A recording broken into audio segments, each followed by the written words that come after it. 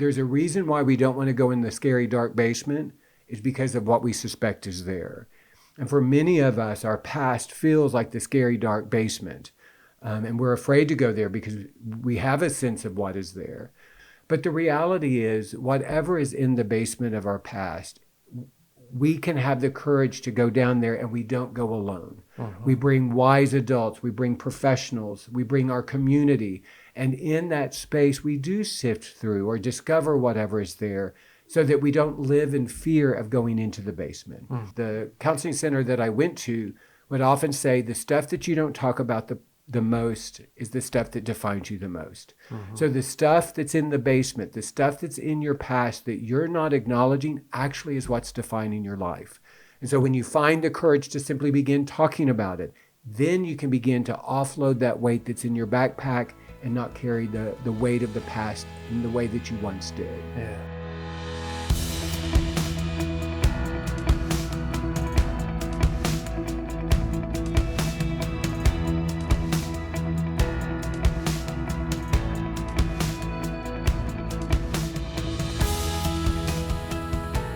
Welcome to the Faithful and True podcast. I'm Randy Everett, your co-host. We're happy to be with you today with our usual host, Dr. Greg Miller. Greg, how you doing? I'm doing well. It's good to be here. And by popular demand, we have reached back into the Faithful and True team and got Jim Farm, our clinical director, to join us on the podcast today. How are you doing, Jim? I'm doing good. Looking forward to it. Well, we're happy to have you with us.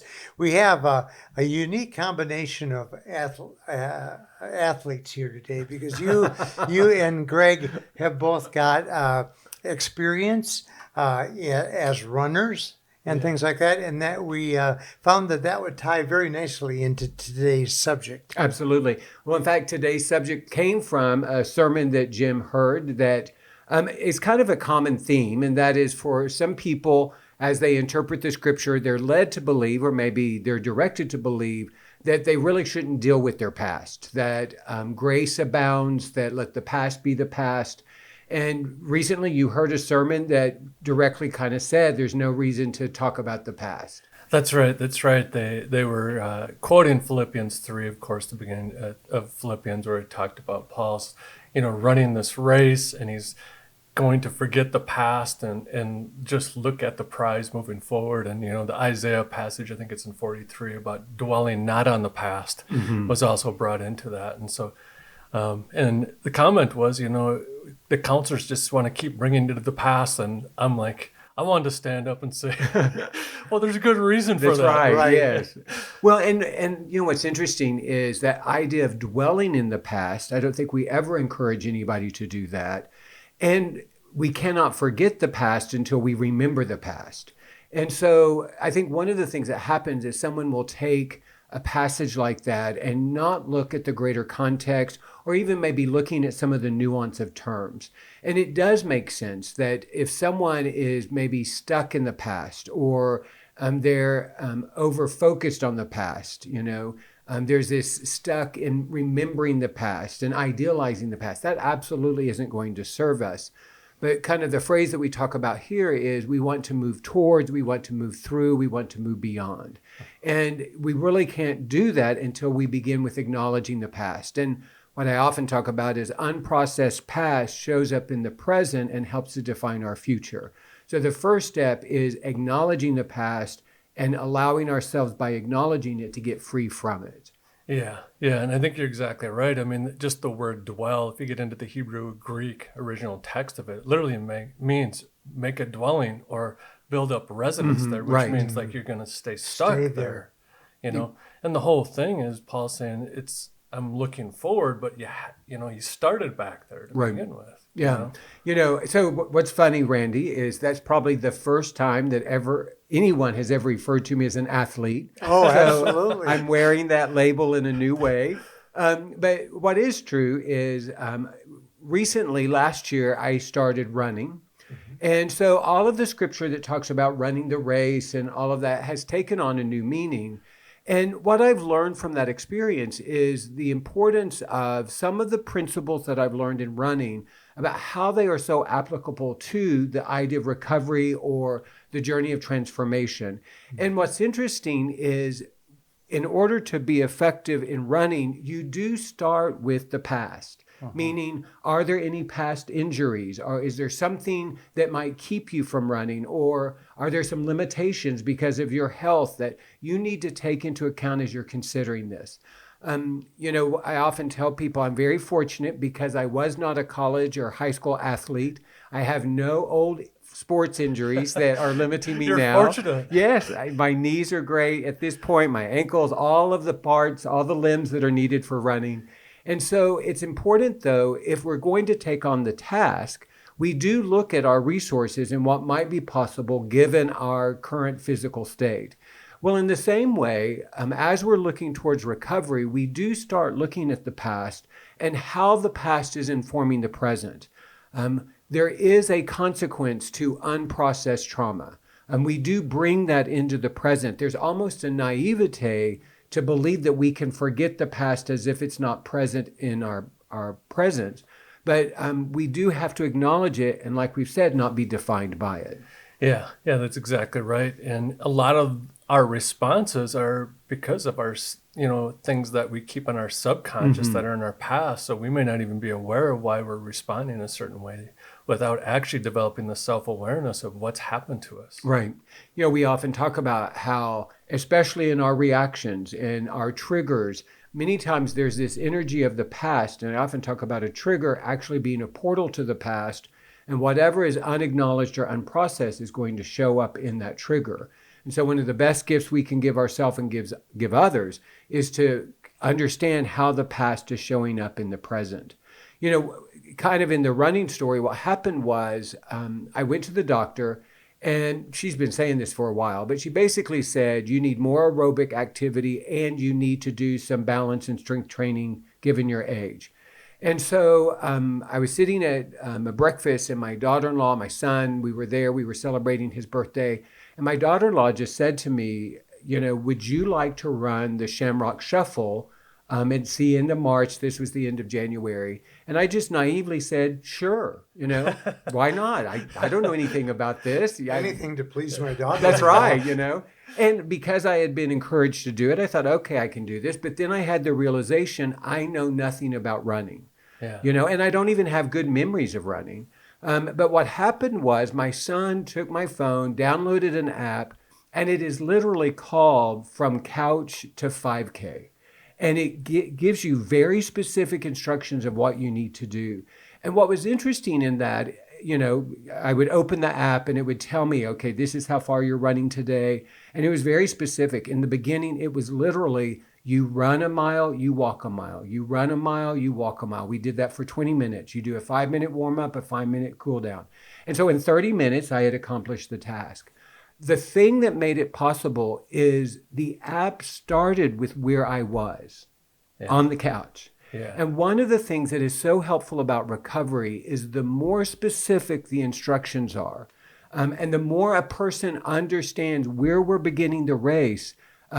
Literally, maybe we have been sitting on the couch in our own development and recovery. And so those first steps are really important, but they need to be realistic. Yeah. The app did not tell me that first day to go run 5 miles. It said, okay, we're going to try to do a minute of running with a minute of rest. Yeah. And that was within my grasp. So as I've engaged this, I realized that one of the resources people need early in recovery is simply very specific instructions. But here's the other part of it.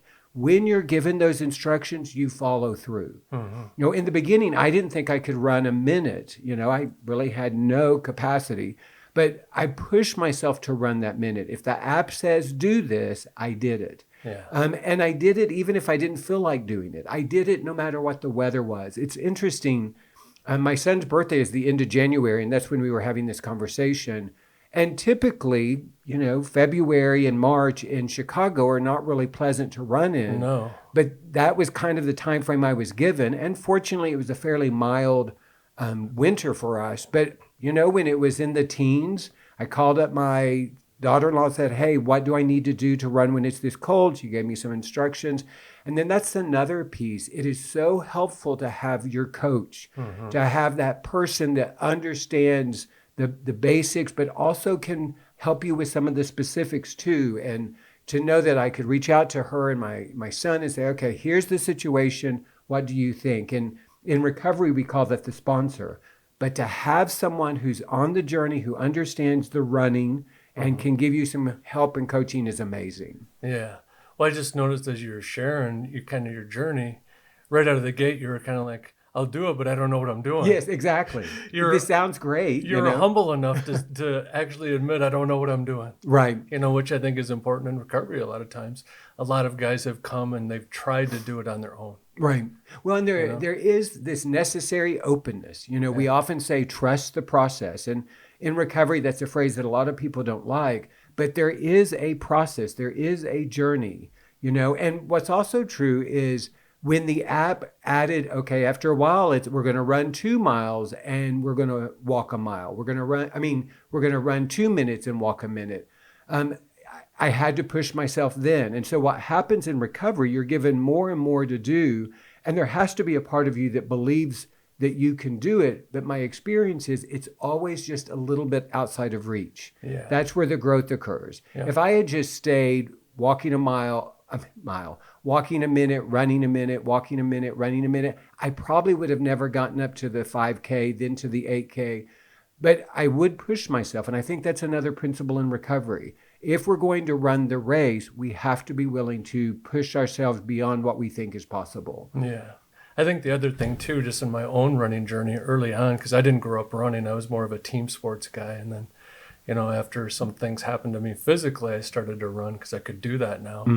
But I had no idea what I was doing to begin with, just like you. And then I would just keep running further and further. And then I'd recognize, well, that wasn't good. And because I'd get injured. Right. And you didn't know if, the pain you're experiencing was just because, I'm out of shape or do I have an injury? Right. And so it's kind of like recovery, you're going to hit these road bumps and it either force you to kind of quit or, do you learn from it and, strengthen your plan then moving forward? Absolutely. And it's so interesting you said that. I've had so many conversations with my daughter-in-law about how do you tell the difference between pushing yourself and soreness and an injury. And she would give me some of the things that you look for. But I think that that's a great question. If we're going to push ourselves, there is going to be soreness. We are going to be outside of our comfort zone. We are going to be at times doing things that we didn't think were possible. And that's one of the things. And each week I was given another task. I was given another distance or something else to do. And to the best of my ability, I sought to be faithful to what the app was telling me. I think another thing is what was so helpful for me is I had these short-term goals that this is what today needs to look like. But I also had this bigger vision that I was working for, that it was about the Shamrock Shuffle. It was about doing this 8K on this date in March. And I was moving towards that. And I think that that's one of the things about recovery. We do the day-to-day things that are necessary to finish the race, but we're also looking at this greater vision of what ultimately that we want for ourselves. Yeah. And I think that one of the things that can happen is for some men, they get too focused on the day-to-day things and they don't really see that there's a bigger vision here that we're working for. But there can be other men that are just so focused on the bigger vision that they're not doing the day-to-day things necessary to get there. And so we're wanting to live in that balance of what do I need to do today and where is this leading me ultimately? Yeah. I mean, Paul's talking about that, about keeping that eye on the prize of, of eternity. And I think that's exactly right.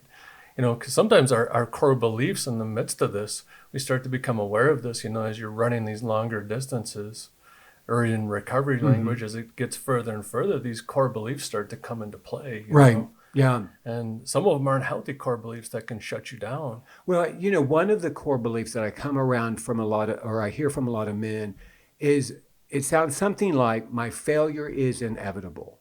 And sometimes it's a conscious core belief that they actually hear. Other times it's an unconscious thing though that is operating. And what I'm aware of is if I believe my failure is inevitable, then I will set myself up to fail. But if I can have this belief that, you know what, it may be possible for me to do this. And that was a significant part of it. When I started this, 8K felt impossible. But I was able to do that. And then that helped me to understand. But even when I thought it was impossible, there was still part of me that believed it might be possible.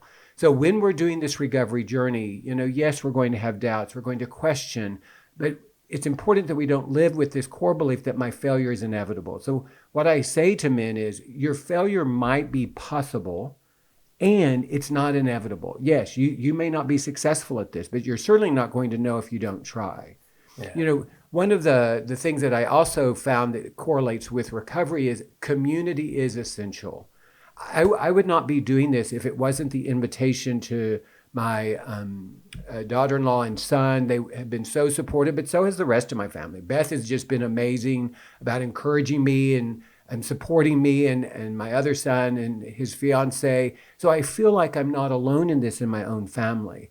But what's also true is like when I did the Shamrock Shuffle, I just did that a couple of weeks ago, there were 30,000 other runners. You talk about community. Yeah. It feels like there is something here that I can do. And then not only do you have the community of other runners, you have all of the people who have lined the streets of Chicago to encourage. And it's really funny. I mean, there weren't people that knew Greg Miller and they weren't screaming for me, but when you hear you can do this, go for it. It's like, I can take that in, Yes. I can believe that is for me and that can encourage me. And so I was reminded in this running thing, ironically, even though you run the race by yourself, I wasn't on a team, I did not run alone. Yeah. And I think that's a great image for recovery. We still have to do the work. In some way, the race is something we do by ourselves, and yet we don't do it alone. We're only going to be successful if we're in community. Yeah. Sounds like you're really enjoying it, Greg, actually. No, Yeah, that's my next point. No, your enthusiasm is I don't enjoy it, that whatever that runner's high is, I don't even know what that is. I've never, You just you haven't run long enough yet, maybe. I cannot imagine that's the case, but maybe. But what's true is, though I don't enjoy running, I don't dread running. And that's enough of a nuance for me. Yeah. When I realize, okay, in fact, after this podcast, I need to go run. And so I'm planning to do that. But I'm not like going, oh, I get to run. Yeah. It's more like, okay, that's what I need to do in my journey. What I love is the sense of accomplishment. I love the fact that I set a goal and I could see myself accomplishing it. I liked my determination. I liked my resilience. So I think those are the things that happen in recovery. I often say nobody likes recovery. No. Because the invitation of recovery is to face those things in your story that you don't want to face and to feel those things in your story you don't want to feel. Yeah. That's not an amazing invitation. But what we do find is the power of that transformation. I like the health benefits that I'm experiencing. I like the fact that I did set a goal and I was able to accomplish it. One other thing that I've learned from this is I mentioned that my doctor said, okay, you need to work on your aerobic activity and you also need to work on your strength training and your balance and those types of things. So I started going to the gym. And I have a trainer. I go once or twice a week, depending on my schedule. But one of the things my daughter-in-law said to me is if you're going to do long distances, you have to have a strong core. Mm-hmm. I don't even know what a core is. One time my trainer said to me, oh, it's coming to the summer. You got to work on your six-pack. I just thought to myself, I have never had a six-pack. I don't not think much I'm of a starting drinker. now. I don't know. But anyway, what I'm aware of is running is over here. And what's true is the weight training and the balance stuff is over here, but they directly impact each other. Yeah. So one of the things that we want people to understand in this journey of recovery is there are some additional things that you may need to do that are directly going to impact your ability to run the race. So maybe you do need to do some trauma work. Maybe you need to use some specific modalities. Maybe you need to get some specific training or support around enmeshment and codependency. Maybe there are just parts of your story that you have shame about, that you need some specific sessions to shed that shame. Maybe you're not, using our language, we talk about that legitimate need that you're trying to meet in an illegitimate way. Maybe you don't understand what that is yet. You need someone that can direct you towards that and help you to understand that. So even though, the running of the race is the important thing, there are other things that you're going to do that make the running of the race possible. One of the things that's true is I am not a beautiful, graceful runner. You watch the Olympics and any still shot of them, they look amazing. Yeah. I kind of refer to my running style as stumbly old man.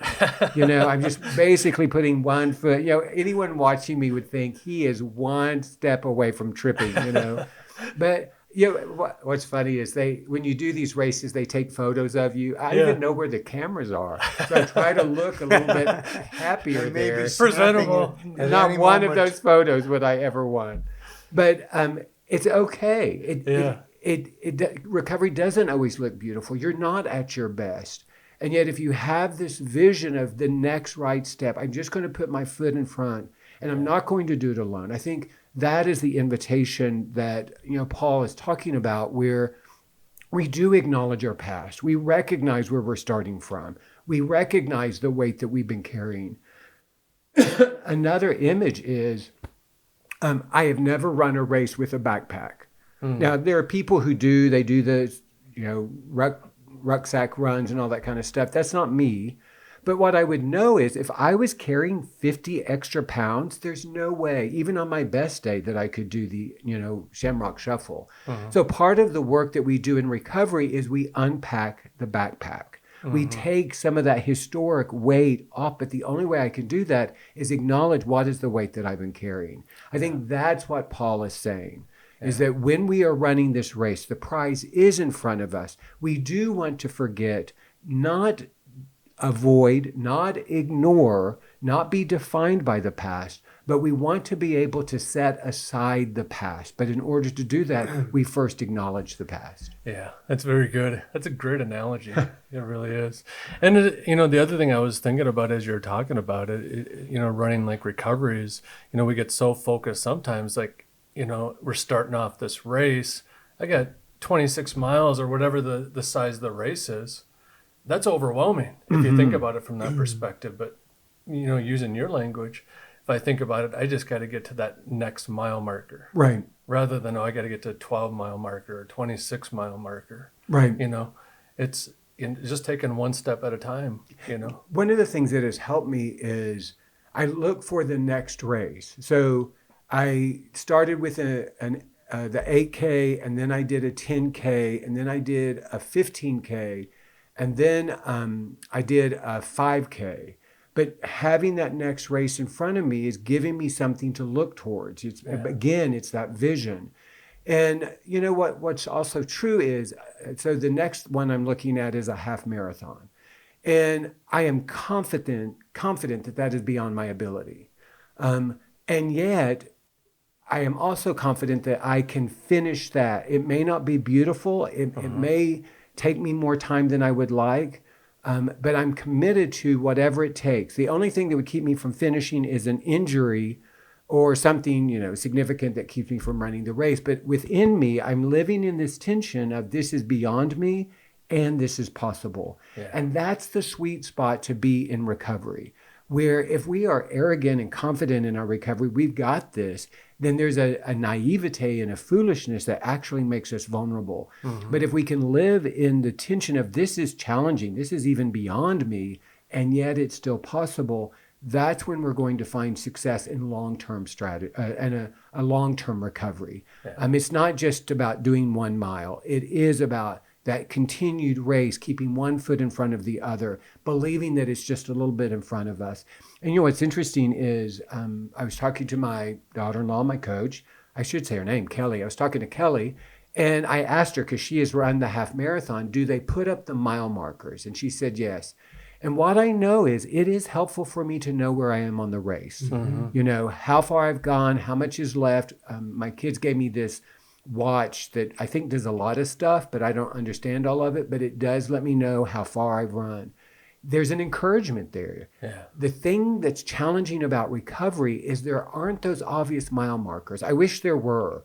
We can have mile markers by years. The guy who's been in recovery and sober for a year, that's something to celebrate. The recovery medallions or whatever. Yes, the recovery community identifies with chips and coins and medallions. That's part of it. But how do you measure internal transformation, either slight or significant? And that's where the mile marker is within us. When we see ourselves showing up, it's when we are responding differently. But it's also in the way that others are experiencing us. When we show up with the fruits of the Spirit, with more love, with kindness, gentleness, self-control, and people are experiencing that, those are kind of the mile markers of recovery, where it's not just the dates on the calendar, but it's the work of transformation where we're showing up differently. Yeah, yeah. I love how you said that. I think that is the markers, is the fruit of the Spirit. Are we seeing that on a consistent basis through someone? Yeah. But it is hard. I think sometimes a lot of the guys we work with, they don't recognize the change. Sometimes the guys in their group recognize it before they do. Right. And what's also true is we know the stories where even the spouse is experiencing them as different. Now, what we also know is sometimes the spouse is the last one to speak it out loud because their fear is if they acknowledge the change that they're seeing, that may decrease the motivation that the husband has for doing the work if there's some sort of commitment or dependency upon the wife's reaction to do recovery. But when that person is self-motivated and they hear that affirmation, it literally becomes like the cheering in the crowd that keeps us going. And that acknowledgement that I'm not alone in this. Other people are experiencing me as different. And ultimately, as I point to your piece of paper, but as Paul was saying, it is this vision of who we want to be. We often talk about here at Faithful and True, recovery is the journey of becoming the person that God created you to be. That's the vision. And so that's what keeps us in the race. And it's the encouragement that others are experiencing that. We're seeing ourselves differently. We're showing up different. That's what invites us to continue. And we know the finish line isn't till the very end. We don't ever stop in this journey of becoming the person that God created us to be. But the mile markers along the way are a source of both encouragement and invitation to continue the race. Yeah, yeah. One of the things I often think about when, I hear like these messages about not wanting to think about the past is, what's in the past that's so painful that we don't want to look back there. Right. One of the images I use is there's a reason why we don't want to go in the scary dark basement is because of what we suspect is there. And for many of us, our past feels like the scary dark basement. And we're afraid to go there because we have a sense of what is there. Sometimes it's kind of like the cluttered basement. There's just so much stuff that we're hesitant to go down because we're afraid of what we may discover. But the reality is, whatever is in the basement of our past, we can have the courage to go down there, and we don't go alone. We bring wise adults, we bring professionals, we bring our community. And in that space, we do sift through or discover whatever is there, so that we don't live in fear of going into the basement. Now, you've heard me say this hundreds of times, but the counseling center that I went to would often say the stuff that you don't talk about the most is the stuff that defines you the most. So the stuff that's in the basement, the stuff that's in your past that you're not acknowledging actually is what's defining your life. And so when you find the courage to simply begin talking about it, then you can begin to offload that weight that's in your backpack and not carry the weight of the past in the way that you once did. Yeah. It's kind of like when you went to the doctor and she's like, hey, you got to look at these things physically before you start running, all the implications of maybe not exercising or running before. Right. Yes. Put you on the spot there. Or no, you're not wrong. Or if you run 5 miles a day at the end of the week, you're 25 miles from home. Who's going to come get you? Well, that's the thing the app does. It says you're halfway there. Yeah. So I didn't turn around at that point and start heading home. Exactly. I need some coaching along the way. Well, Jim, thanks so much for joining us today. This has been really an interesting subject that I think our listeners are going to really benefit from. And Greg, your experience with running has been a great example. He's got like the perfect running build too. He's got the long legs. Yeah, he's got nice stride. He's very impressive. Just don't take a picture of it. Yeah, exactly. That is so true. Exactly right. But anyway, we hope that today's podcast has been beneficial to you as you have watched and listened to Jim and Greg talk about their running expertise. We hope that if it has opened your eyes to some progress that you want to start involving in, we invite you to visit faithfulandtrue.com, where you'll find many resources. On our website, you'll find over 550 podcasts like this one. And we invite you to look into our 3-day intensive workshops. And we have all the information and online registration available to you on the website. We also have the information about the Women's Journey workshops and for the 2 various Couples Journey workshops. So we invite you to take a look at those events and hope that it will be an invitation that you're looking forward to taking advantage of. In the meantime, thanks again, Jim, for joining us. It's always a joy to have you with us. Yeah, you're welcome. And Greg, we hope your future running endeavors are all successful. We'll have to get them on when the half marathon's complete. I'm looking forward to hearing a summary of all those events. Oh, yeah. In the meantime, we hope that this coming week for you will be a week that's filled with many blessings and with great vision.